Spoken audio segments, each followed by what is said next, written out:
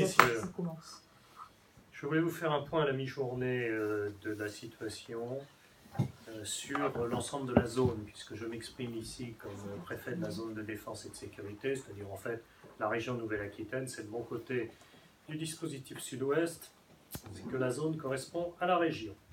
Donc sur l'ensemble de la région, si vous préférez, on a dénombré un nombre de participants au mouvement de 40 599. Alors, le chiffre que je vous donne est bien évidemment le dernier chiffre connu, puisqu'on a affaire à des mouvements qui s'évoluent dans le temps, qui se modifient, mais on peut penser que le chiffre à la mi-journée est sans doute le chiffre le plus significatif. Avec 289 actions, c'est-à-dire que ces 40 599 personnes se répartissent en 289 endroits pour leur manifestation.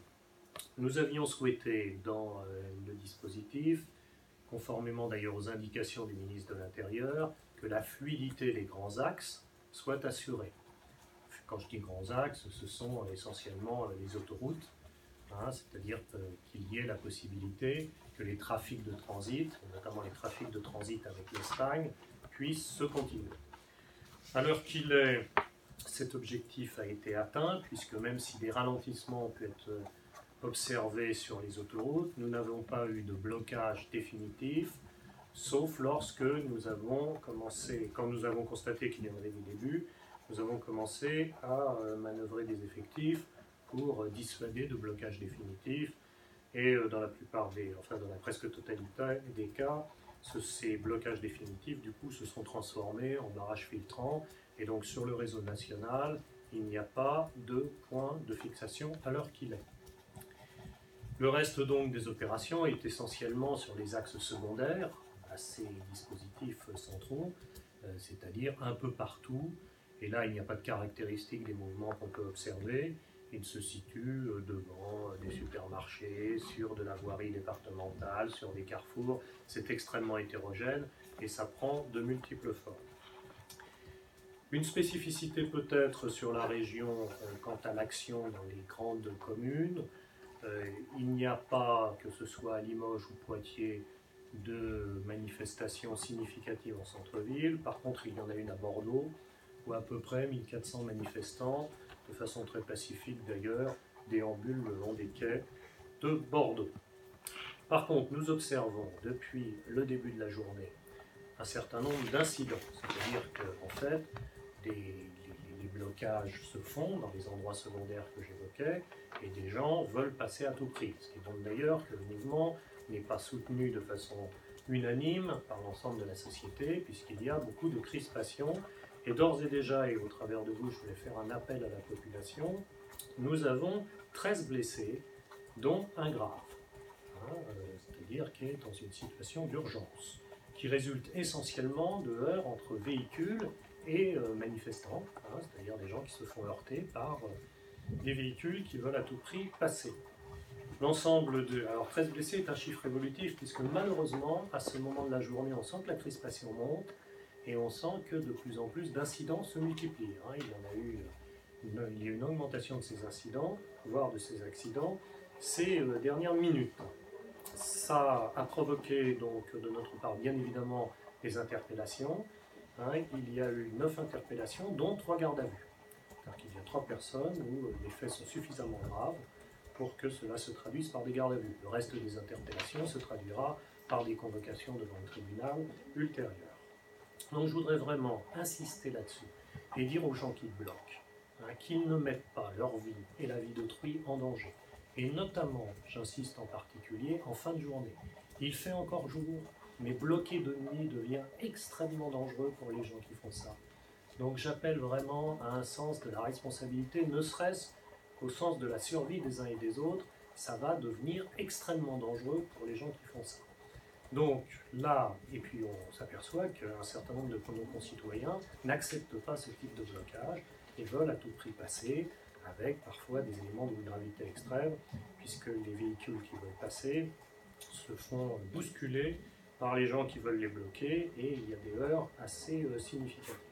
Voilà ce que je voulais vous dire à ce stade de l'après-midi, et je suis bien sûr prêt à répondre à vos questions. personne blessée, vous dites qu'elle est dans une situation d'urgence, c'est-à-dire que ses jours ne sont pas en danger? Non, elle n'est pas en situation d'urgence vitale, mais elle est suffisamment blessée gravement, et notamment en membre inférieur, pour qu'il y ait un minima des séquelles fortes. C'est l'accident de Biganos? C'est l'accident de Biganos. D'accord. Et les autres blessés, les 12 autres blessés, du coup, c'est où? Ils se répartissent dans l'ensemble de la région. J'ai une très large ventilation dans les différents endroits des 10 accidents. Et les 3 gardes à vue, c'est où? Il y en a une à Biganos, une à Bayonne, et la dernière vient d'intervenir à Coutras. Quelle est la situation sur le pont d'Aquitaine à cette heure? Écoutez, sur la rocade, d'une façon générale, on observait de forts ralentissements, c'est-à-dire en fait des ralentissements qui sont à peu près ceux d'une période d'un lundi matin, et qui sont dus bien évidemment au ralentissement initié par les manifestants, mais il n'y a pas à ce stade de blocage définitif. Donc les axes structurants, encore une fois, sont circulants, plus ou moins rapidement. Vous avez constaté des ralentissements sur la 63 en Gironde. On a eu des ralentissements toujours sur la 63 à Viriatou. En ce moment, les manifestants sont passés de l'autre côté de la frontière pour bloquer côté espagnol. Donc je ne considère pas que ce sont des blocages sur le réseau routier national. Mais voilà, on a ce type de choses et on arrive à les convaincre qu'il n'est pas nécessaire qu'ils bloquent. Donc les choses, probablement sur les axes structurants, se font assez normalement. Encore une fois, pas de grosses difficultés. On peut observer quand même que les trafics sont moindres que des périodes équivalentes. Donc les gens ont forcément intégré les choses. Par contre, beaucoup de mécontentement, je vous le signale, de la part des commerçants. Il me remonte de nombreuses protestations de commerçants qui sont derrière les barrages, notamment les centres commerciaux qui sont bloqués.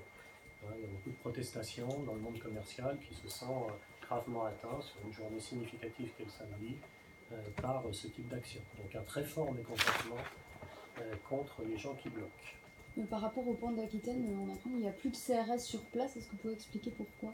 Parce que les unités dont je dispose, bien évidemment, sont mobiles et se déplacent en fonction des nécessités.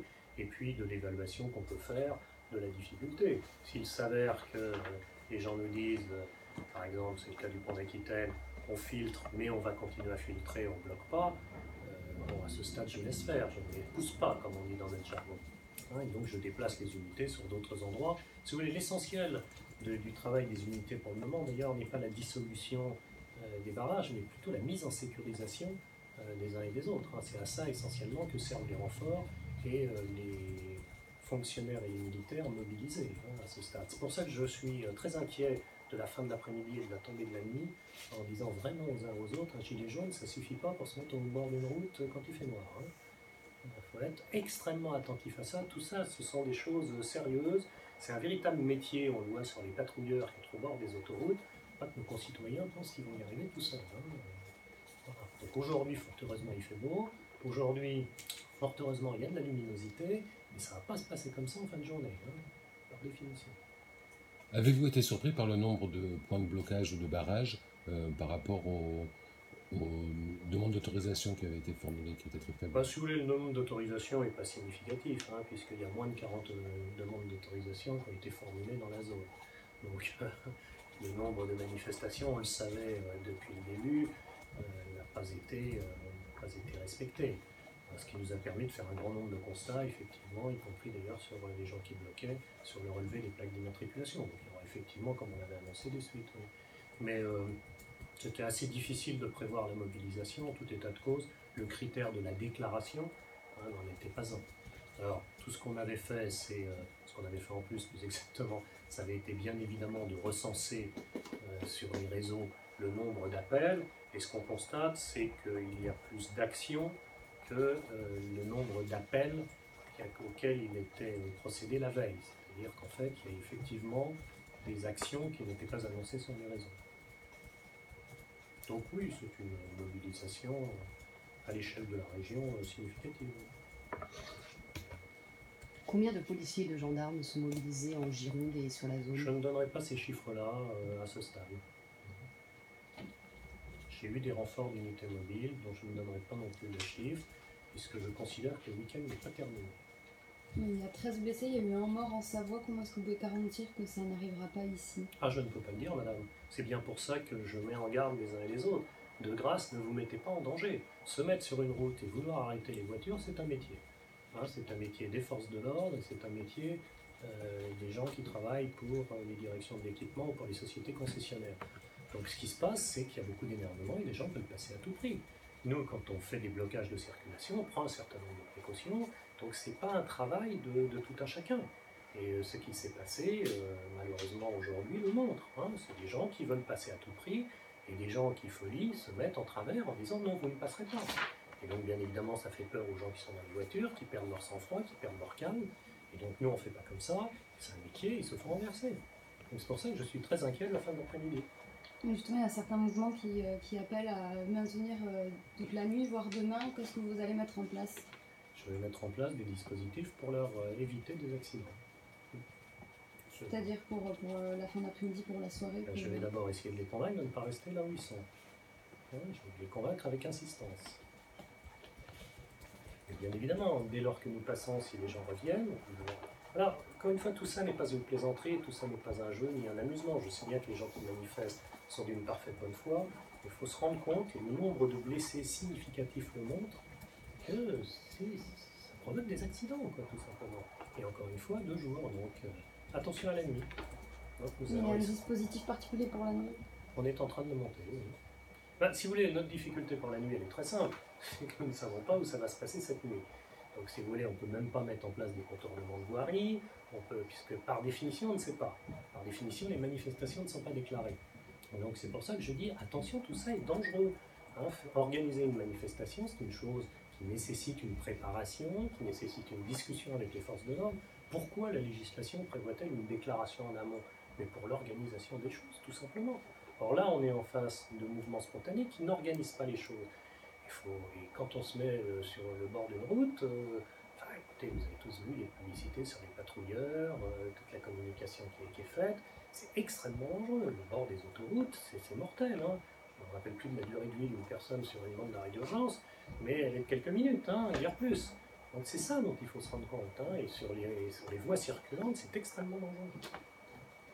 Vous parliez tout à l'heure de blocage de centres commerciaux. Combien de centres commerciaux sont Je ne sais bloqués? pas le chiffre régional, mais je pourrais vous le fournir en fin de journée, je pense. Outre la mobilisation de la manif dans le centre de Bordeaux, sur la métropole, vous avez des chiffres du nombre de personnes qui ont participé au blocage?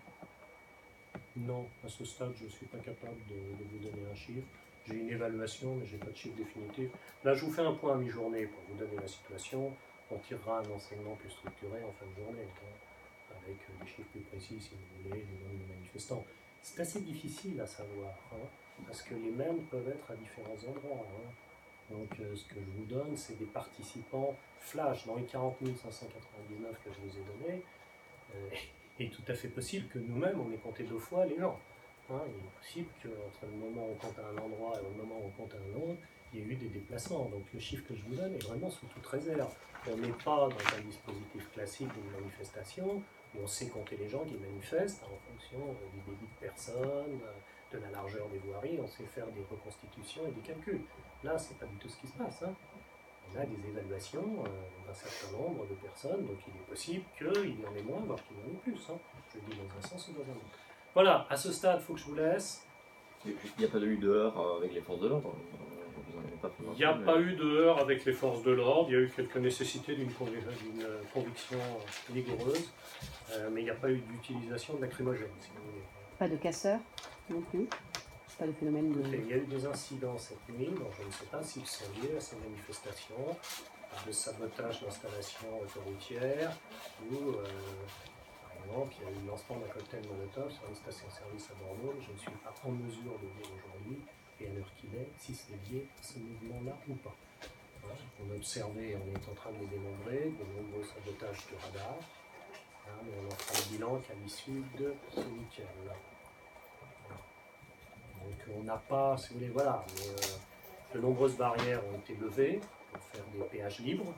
Hein, je ne peux pas vous dire si elles ont été ou non cassées. Je constate moi simplement à ce stade qu'elles sont levées. Voilà, donc il faudra faire des constats a posteriori après le mouvement. Voilà, mesdames, messieurs, Merci. bonne journée. Alors, je vais rendre le